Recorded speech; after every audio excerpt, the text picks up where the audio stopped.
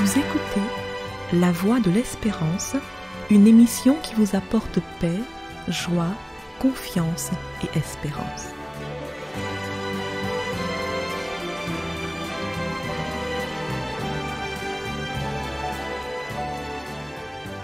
Bonjour la Guyane et bonjour à tous depuis la Guyane.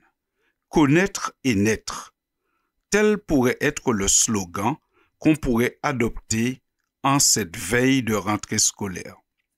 Alors que nous sommes à l'aube de la rentrée scolaire, période où des enfants, des adolescents et des jeunes iront à l'école, au collège, au lycée ou à l'université pour acquérir de nouvelles connaissances, il faudrait que chacun ait l'objectif d'utiliser au mieux possible les connaissances qu'il va acquérir ou les connaissances que nous avons déjà.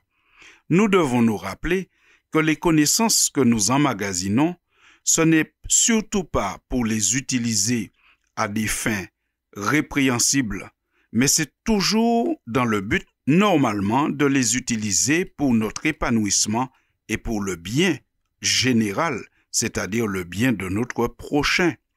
On peut effectivement avoir beaucoup de connaissances et ne pas les utiliser pour le bien, ou alors les utiliser carrément mais pour le mal. Prenons un exemple que nous allons trouver dans la Bible. Cet exemple, vous pourrez le lire et le relire dans l'évangile de Matthieu au début du chapitre 2. La Bible dit dans cette section que Jésus étant né à Bethléem en Judée, au temps du roi Hérode, voici des mages d'Orient arrivèrent à Jérusalem. Et ces mages disent au roi, « Nous avons suivi l'étoile du nouveau roi qui est né, et nous sommes venus pour l'adorer. Est-ce que tu sais où il est ?» Hérode ne savait rien.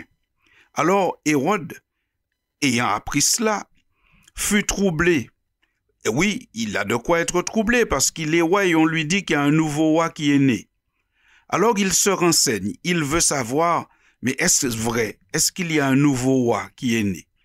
Alors la Bible nous dit qu'il assembla tous les principaux sacrificateurs et les scribes du peuple, c'est-à-dire il assemble les personnes qui sont censées avoir la connaissance des choses religieuses et spirituelles, des personnes qui sont des spécialistes des Écritures.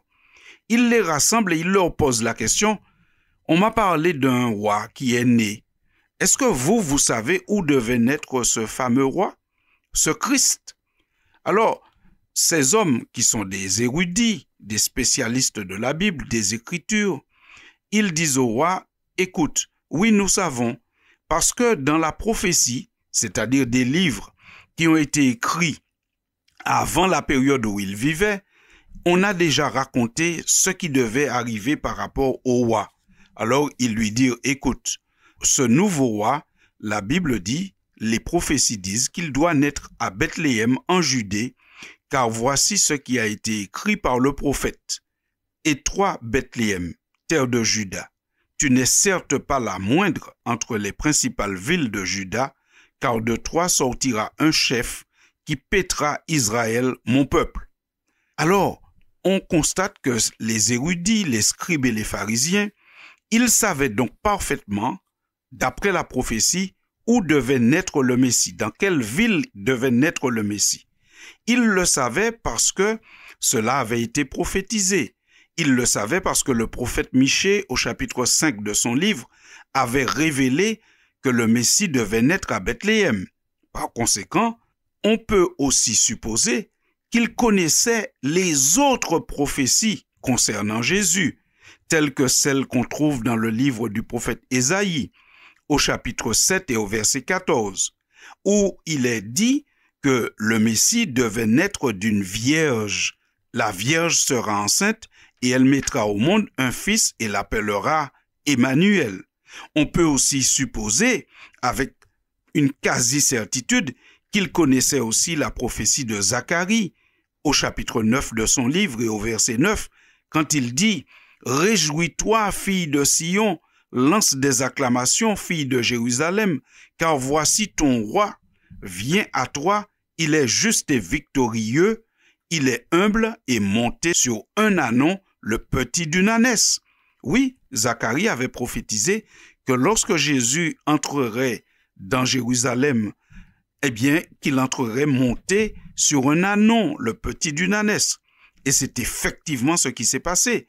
On peut aussi croire que ces érudits connaissaient la prophétie du psaume 22, versets 17 à 19, quand il est dit « Oui, des chiens m'environnent, une bande de scélérats rôde autour de moi, ils ont percé mes mains et mes pieds, je pourrais compter mes os, eux.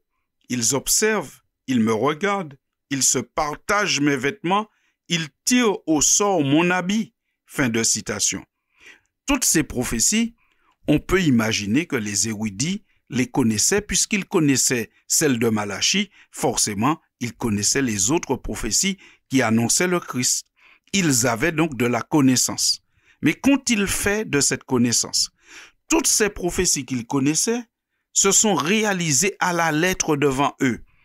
Aussi bien la ville de naissance de Jésus, la personne qui lui a donné naissance, la manière dont il est entré à Jérusalem, ensuite, quand il est mort, comment on s'est séparé son vêtement, tout a été prophétisé et tout s'est réalisé. Il y a des gens qui connaissaient tout cela. Mais ces connaissances ne les ont pas emmenés à une nouvelle naissance. C'est-à-dire, ils connaissaient tout, mais ils n'en ont rien fait de bon. Ce n'est pas pour autant qu'ils ont reconnu Jésus comme le Messie, qu'ils l'ont acclamé, accepté, qu'ils ont fait alliance avec lui. Donc ils avaient des connaissances, mais des connaissances qu'ils n'ont pas utilisées à bon escient. Par conséquent, aujourd'hui c'est notre tour. Toutes les connaissances que nous avons, vous et moi, dans tous les domaines, que ce soit des connaissances technologiques, scientifiques ou religieuses, il est bon peut-être que nous nous posions la question, qu'est-ce que je fais de mes connaissances? Est-ce que mes connaissances me permettent d'être une personne meilleure, plus utile à la société, plus utile à ma famille, une personne plus proche du Seigneur, utilisant tout ce que je connais pour faire du bien, pour aider d'autres? Oh, la grande question est là. Est-ce que mes connaissances me poussent à une nouvelle naissance, une personne transformée qui fait du bien aux autres?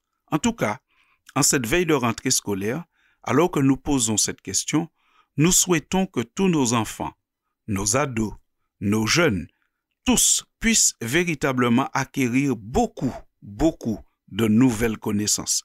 Nous souhaitons que les professeurs soient en bonne santé et performants et qu'ils puissent transmettre le savoir de manière intelligente et efficace à leurs élèves ou étudiants. Nous souhaitons que l'année scolaire soit bonne pour tous.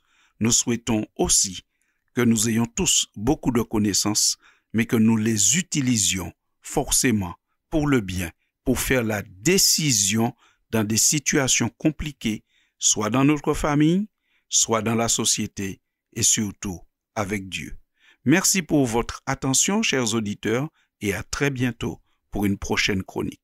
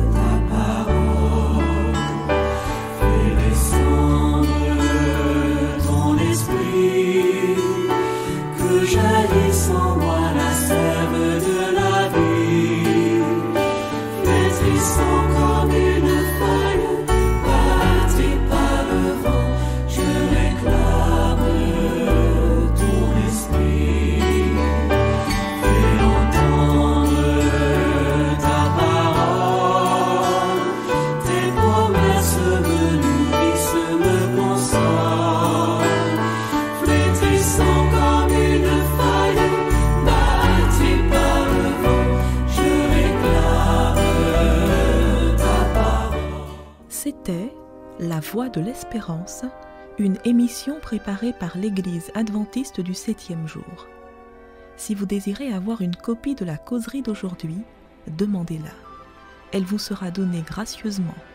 Écrivez à La Voix de l'Espérance, boîte postale 169 97 324, Cayenne, CEDEX, ou téléphonez au 0594 25 64 26.